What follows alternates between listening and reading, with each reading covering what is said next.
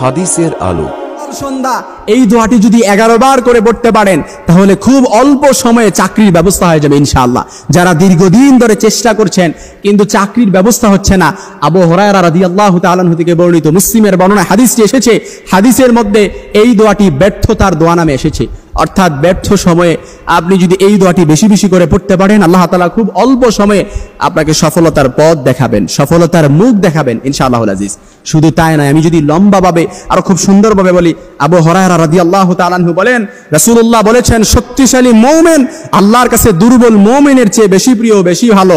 সকল মুমিনের মধ্যেই কল্যাণ রয়েছে, তোমার জন্য কল্যাণকর বিষয় অর্জনের জন্য তুমি সুদৃঢ় চেষ্টা করবে। অর্থাৎ যে বিষয়টা আপনার জন্য কল্যাণ সেই বিষয়টা অর্জনের জন্য আপনি চেষ্টা চালিয়ে যাবেন আল্লাহর উপর তাওয়াক্কুল করে, আল্লাহর উপর ইত্তেবা করে। আর যদি ওই চেষ্টাটা না হয়ে যায়, অর্থাৎ সফল না হন, আপনি ব্যর্থ হয়ে যান, তাহলে আপনি এই কথাটা আপনি বলতে পারবেন না, ইস যদি এটা সফল হতে পারতাম, ইস যদি এটা করতে পারতাম, যদি এই চাকরিটা হয়ে যেত। বরঞ্চ এটা না বলে আপনি যদি বেশি বেশি পড়ে এই দোয়াটা পড়তে পারেন তাহলে ওই সফলতা অর্থাৎ ওই কাজটাতে আপনি যতটুকু ব্যর্থ হয়েছেন এর চাইতে দ্বিগুণ ভাবে আল্লাহ তাআলা আপনাকে সফলতার পথ দেখাবেন ইনশাআল্লাহুল আজিজ। ইন্না মাআল উসরি ইউসরা ফাইন্না মাআল উসরি ইউসরা। অর্থাৎ আপনি যদি বিপদের সময় আল্লাহর উপর শক্তভাবে আপনি যদি ইত্তেবা করতে পারেন আল্লাহ তাআলা আপনার ওই পথটাকে আরো সহজ করে দিবেন ইনশাআল্লাহুল আজিজ।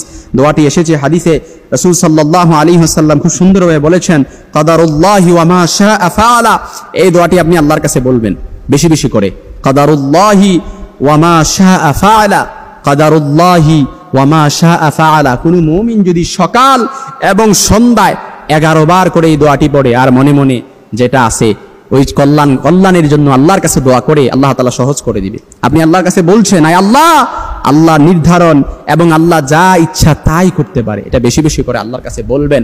তারপর দুরূদ শরীফ পড়বেন, ইস্তেগফার পড়ে আল্লাহর কাছে দুহাত তুলে দোয়া করতে পারেন, চাকরির ব্যবস্থা হবে ইনশাআল্লাহ। অনেকে একটা চাকরির জন্য, বর্তমান সময়ে তো চাকরির বাজার যা অবস্থা, অর্থাৎ সিচুয়েশনও তো এরকম, অনেক দেখা যায় বিসিএস করে অনেকে বসে আছে, চাকরির ব্যবস্থা হচ্ছে না। হয়তো আমি জাস্ট ধারণা থেকে বলছি হয়তোবা, কিন্তু তারপরও অনেক দেখবেন বর্তমান বাংলাদেশে বেকারত্বের হার এমন ভাবে বাড়ছে যা বলাই বাহুল্য। এই জন্য প্রিয় ভাই আমার, আপনি যদি এই দোয়াটি, তবে শর্ত হচ্ছে আমি আপনাদেরকে শুধুমাত্র যে আপনাদের খুশির খোরাক দিয়েছি কিংবা আপনাদেরকে সময় নষ্ট করেছি বিষয়টা এরকম নয়, জাস্ট আপনাদের উপকারের জন্য আমি বলেছি। আপনারাও যদি আল্লাহর উপর ইত্তেবা করে, ওয়া মাইয়া তাওয়াক্কাল আলাল্লাহি ফাহুয়া হাসবু ইন্নাল্লাহা বালিগু আমরিহি, আল্লাহর উপর পরিপূর্ণ বিশ্বাস আর আস্থা রেখে যদি পড়তে পারেন দেখবেন আল্লাহ তাআলা চাকরির ব্যবস্থা করে দিয়েছে। যত কঠিন হোক না কেন চাকরির ব্যবস্থা করে দিয়েছে। আপনি এমন অনেক আছে অনেক বছর ধরে চাকরির জন্য ট্রাই করছেন, অ্যাপ্লাই করছেন, হয়তো চাকরির জন্য অ্যাপ্লাই করতে করতে অনেক টাকা খরচ হয়ে গেছে, কিছু করার নাই, অনেক টাকা খরচ হয়ে গেছে। তাদের জন্য আল্লাহর উপর ইত্তেবা করেন, ওয়া মাইয়া তাওয়াক্কাল আলাল্লাহি ফাহুয়া হাসবু ইন্নাল্লাহা বালিগু আমরি। এটা আল্লাহ তাআলার কথা। যে ব্যক্তি আল্লাহর উপর পরিপূর্ণ তাওয়াক্কুল রেখে, বিশ্বাস রেখে আল্লাহ তাআলার কাছে দোয়া করে, আল্লাহ তাআলা ইত্তেবা করে, আল্লাহ তাআলার উপর ভরসা করে, ইন্নাল্লাহা বালিগু আমরিহি, আল্লাহ তাআলা তার পথ সহজ করে দেন, তার উদ্দেশ্য পূর্ণ করে দেন। ইন্নাল্লাহা বালিগু আমরিহি, আল্লাহ তাআলা তার দোয়াগুলো কবুল করেন। এই জন্য আপনি প্রত্যেক দিন সকাল এবং সন্ধ্যা, ফজর এবং মাগরিবের পরে এই দোয়াটি 11 বার পড়বেন, কাদারুল্লাহি ওয়া মা শাআ ফাআলা। আয় আল্লাহ, আল্লাহর নির্ধারণ, আল্লাহ যা ইচ্ছা তাই করতে পারে। আল্লাহ আপনি যা ইচ্ছা, আপনি চাইলে আমার চাকরি দিতে পারেন, চাইলে চাকরির ব্যবস্থা করতে পারেন, রিজিকের ব্যবস্থা করতে পারেন। আয় আল্লাহ, রিজিকের উত্তম কল্যাণ আপনি চাইলে দান করতে পারেন, আবার আপনি চাইলে কোনো কিছু না চাই কোনো কিছুই সম্ভব না। এই জন্য আল্লাহর কাছে যদি সবকিছু আপনি শেয়ার করতে পারেন আল্লাহ তাআলা ব্যবস্থা করে দিবেন ইনশাআল্লাহ।